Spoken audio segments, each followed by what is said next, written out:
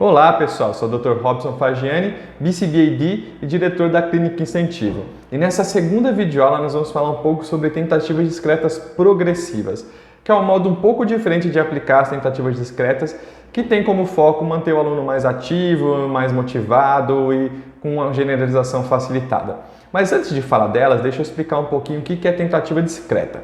Então é um modelo de ensino ainda muito utilizado pelos terapeutas ABA, que consiste de 3 passos principais: as instruções e os estímulos que a gente apresenta para o nosso cliente, a resposta do nosso cliente, que pode acontecer com ou sem ajuda, e a consequência dessa resposta, que pode ser um reforçador no caso de acerto ou correção de erro se a criança cometer um erro, ok? Então esse é o modelo básico, é um modelo muito fácil de ser executado. Existem algumas críticas à tentativa discreta, de que ela é muito simplificada, repetitiva e chata.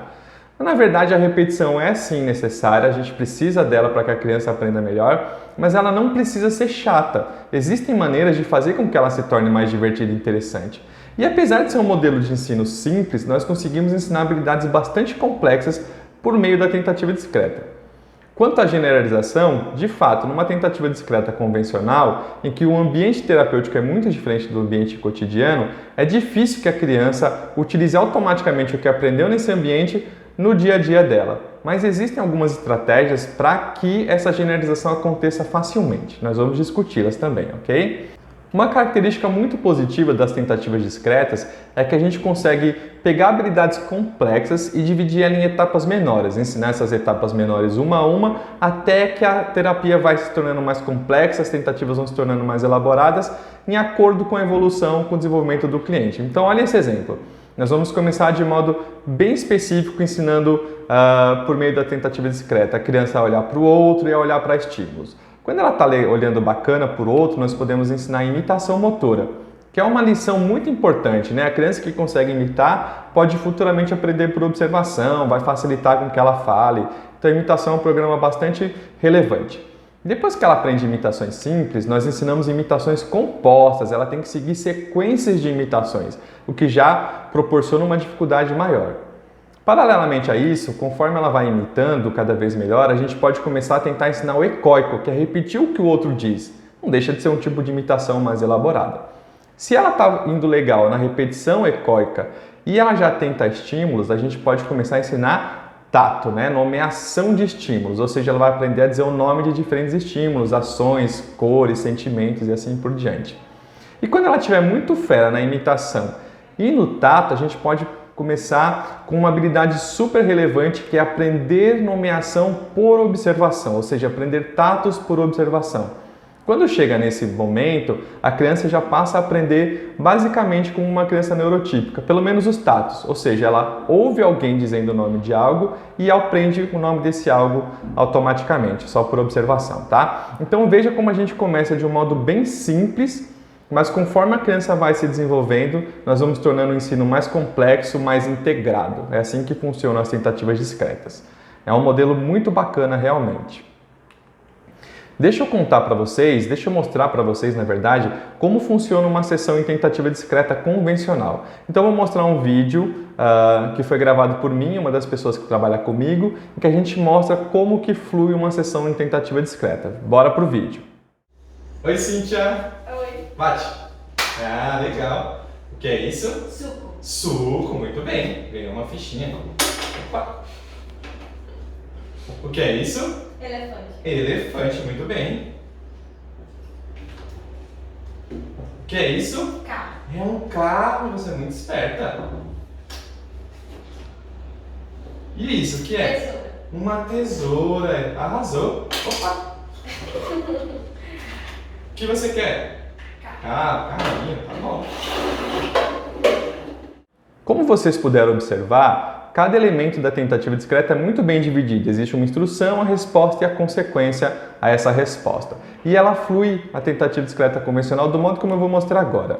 Primeiro a gente faz todas as tarefas, todas as tentativas da lição 1, depois nós vamos para a lição 2, depois para a lição 3, assim que cada uma é completada a gente passa para a próxima. Pode ser que no meio disso a gente coloque algumas tentativas de manutenção, ou seja, de coisas que a criança já aprendeu e precisa revisar para não esquecer. Depois, em geral, a gente faz algum tipo de intervalo onde nós vamos brincar e fazer demandas incidentais, ou seja, demandas que aproveitam o interesse da criança para ensinar. E depois nós vamos para um quarto programa e assim segue até o fim da sessão. Então é assim que roda normalmente uma sessão em tentativa discreta convencional. Depois eu vou mostrar um vídeo de tentativas discretas progressivas para vocês poderem comparar. Mas antes disso, eu vou mostrar para vocês quais são os elementos, quais são as características dessa tentativa discreta progressiva em comparação com a convencional. Então, para começar, na tentativa discreta convencional, é muito comum que nós apresentamos instruções repetitivas e sempre do mesmo jeito, para que haja uma consistência na instrução apresentada. Já na tentativa discreta progressiva, é muito mais comum que nós variemos o tipo de instrução, mais ou menos como acontece numa conversa do dia a dia, em que a gente pode pedir para a criança fazer a mesma coisa utilizando frases e conceitos diferentes, tá? Porém, nós temos que ficar sempre atentos a como a criança está respondendo, porque se essa variação estiver muito difícil para ela, a gente vai reduzir e começar a colocar instruções mais repetidas. Outra característica é que a tomada de decisões na tentativa convencional é feita geralmente com base nos dados de uma sessão toda, ou seja, a gente termina todas as tentativas de uma lição e só depois a gente toma a decisão sobre o que fazer. Na tentativa discreta progressiva, a ideia é que a gente tome decisões ponto a ponto. Basicamente, a cada tentativa a gente toma uma decisão. Desde se a gente vai manter aquele estímulo ou se a gente vai manter aquele nível de ajuda, sendo possível, portanto, que a gente decida mudar o tipo de ajuda no meio da sessão, por exemplo. Então, precisamos ser muito atentos para tomar decisões com base nas tentativas anteriores e fazer com que o processo flua melhor. Também é comum que nas tentativas convencionais os reforçadores sejam principalmente sociais e tangíveis. Sociais sendo elogios, parabenizações e coisas do tipo, e tangíveis acesso a itens ou atividades preferidos pela criança.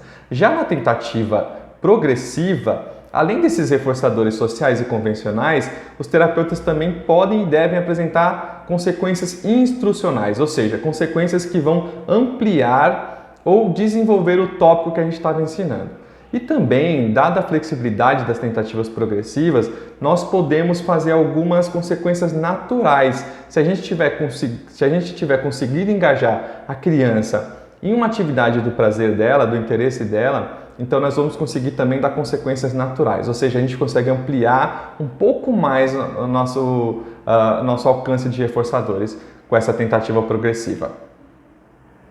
Com relação à quantidade de estímulos que a gente apresenta em cada lição, tanto no modelo convencional quanto no modelo progressivo, isso pode variar bastante. Mas é muito comum, eu observo no dia a dia, que nas tentativas convencionais nós ensinamos a criança 3 estímulos por vez. E quando ela aprender esses 3, vamos para novos 3 e assim por diante. Já na tentativa progressiva, nós temos tentado utilizar 6 ou 12 estímulos por vez, dependendo da criança e dependendo da lição. Claro que isso pode ser revisto. Se nós percebemos que 12 ou 6 estímulos são muito difíceis, nós podemos reduzir. Mas comumente a gente já começa com mais estímulos, tá? Na tentativa convencional, como já foi dito anteriormente, até mostrado no vídeo, a gente faz todas as tentativas de uma lição antes de ir para a próxima. Porém, na tentativa progressiva, nós vamos mesclando essas tarefas. Então a gente faz um pouco de tentativas de uma lição, depois um outro pouco de tentativas de outra lição, inclui algumas de manutenção, algumas tentativas incidentais e assim vamos intercalando até o fim da sessão. Isso permite que a fluidez seja maior e que a criança fique mais interessada. Então eu vou colocar aí para vocês, olha, 3 artigos que nós lemos e que embasam essa organização que nós fizemos. O primeiro deles é o que nos apresentou a tentativa discreta progressiva. Sugiro muito que vocês leiam e tentem aplicar no dia a dia de vocês, ok? Bom, já que nós já estudamos um pouco sobre a teoria, vamos ver na prática, pelo menos um pouquinho, como que funcionaria essas tentativas discretas progressivas. Novamente, vocês vão ver um vídeo comigo e uma pessoa que trabalha comigo apresentando esse tipo de tentativa. Então, vai começar o vídeo agora. Oi, Cíntia, bate aqui. Legal. O que é isso? Suco. É um suco, serve para beber. Como bebe o suco? Tava gostoso? Ah, que bom. Ganhou uma ficha, Cíntia. Parabéns. E esse aqui? Tesoura. É mesmo uma tesoura. Como que a tesoura faz? Isso. Para que serve? Pra cortar. Pra cortar, tesoura serve pra cortar. Você já cortou o cabelo? Já. Ah, legal. Ó, mais uma fichinha pra você. E esse aqui que é mesmo? Carro. É mesmo, é um carro. De que cor é esse carro? Amarelo. Será que ele sabe andar? Vamos lá, faz igual.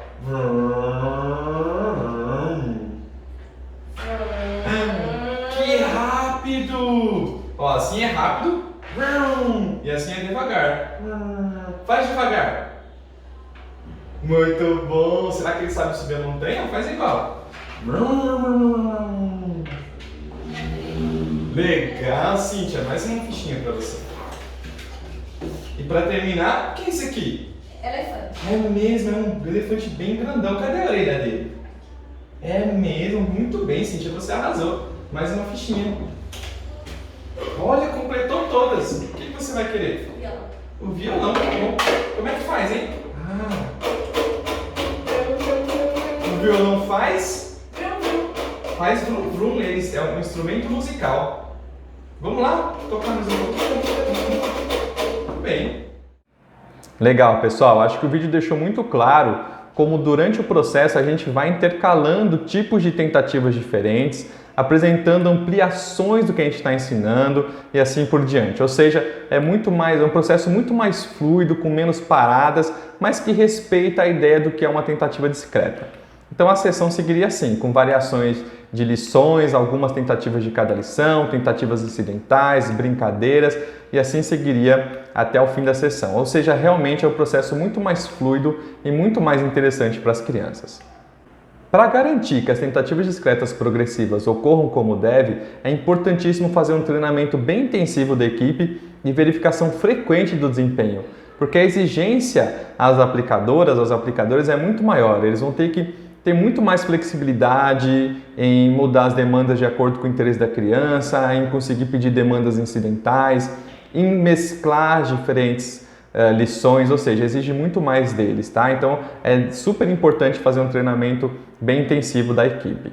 Pessoal, acho que eu já falei tudo que eu queria falar no tempo que a gente tem. Então eu vou só fazer um resumo para vocês do que a gente conversou, na expectativa de que isso ajude vocês a entenderem melhor e conseguirem aplicar um pouco das tentativas discretas progressivas, tá? Então, para começar, é um modelo que consegue respeitar a sequência instrução, resposta, consequência, né? Estímulo, resposta, consequência. Ela não muda essa instrução original, né? Essa sequência original. Porém, ela permite que demandas diversas sejam intercaladas, de modo que as tentativas ficam muito mais fluidas, né? A gente consegue emendar uma na outra de um modo mais interessante.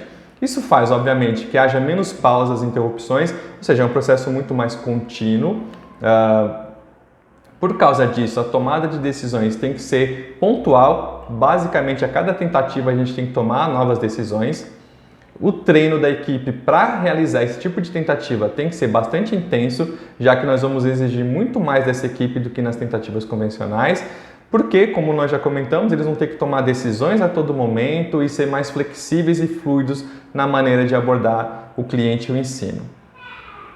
Devido a isso tudo, a intervenção se torna muito mais natural, muito mais parecida com uma conversa cotidiana do que com uma terapia propriamente dita. Se o terapeuta for habilidoso, vai parecer que ele está conversando com a criança realmente e não aplicando terapia. Isso tudo, obviamente, favorece a generalização, ou seja, favorece que a criança utilize no dia a dia o que ela aprendeu na terapia. Até porque o tipo de conversa, o tipo de instrução que o terapeuta vai dar se assemelha muito ao que acontece no dia a dia. E claro, essas características todas somadas faz com que a tentativa discreta progressiva seja muito mais interessante. O cliente consegue trabalhar muito mais motivado e interessado em tudo que o terapeuta está mostrando para ele. Bom, pessoal, acho que isso era tudo que eu tinha para dizer nesse vídeo. Quem gostou me avisa que a gente pode gravar um vídeo com mais detalhes sobre tentativas discretas progressiva, e quem tiver a sorte de fazer os nossos cursos vai aprender na prática como fazer isso daí, tá bom? Então eu queria agradecer a vocês pela atenção. Deixem comentários aqui fazendo sugestões que a gente gosta bastante e encontro vocês no próximo vídeo, tá bom? Um abração. Tchau, tchau.